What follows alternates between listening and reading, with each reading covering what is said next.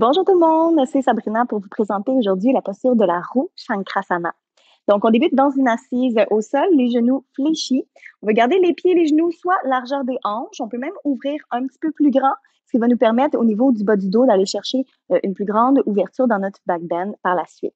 Donc, on ouvre les genoux largeur confortable, mais on veut bien garder les genoux qui pointent vers le ciel, les jambes bien fortes, évidemment.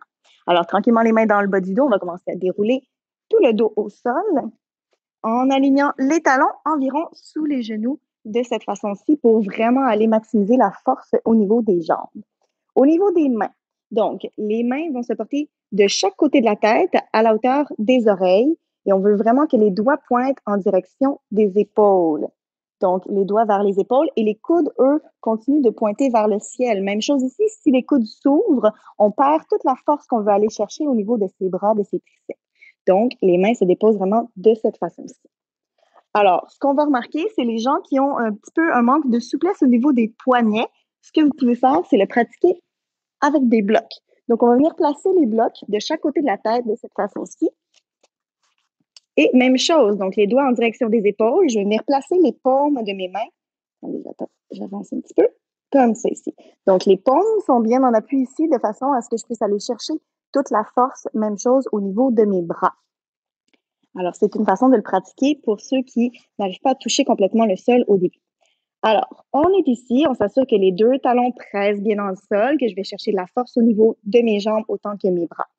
Et là, première étape, on veut monter d'abord sur la tête pour commencer à trouver sa stabilité, sentir qu'on est bien engagé avant de monter complètement dans la posture. Donc, on part d'ici. Première étape, on commence à engager les jambes, soulever le bassin du sol, pousser avec les mains et monter au sommet de la tête. Ce qui nous permet ici de réajuster aux besoins l'emplacement des bras, de sentir que les jambes sont bien stables, de continuer de pousser le bassin vers le ciel. Et quand on est prêt, on enfonce les bras, on pousse complètement, soulève la poitrine vers le ciel. Et on respire ici, étirement complet de l'avant du corps. Et tant que possible, on essaie d'amener la poitrine un peu plus loin vers l'avant en direction des mains. Pour redescendre tranquillement, on redépose. Même chose, la tête.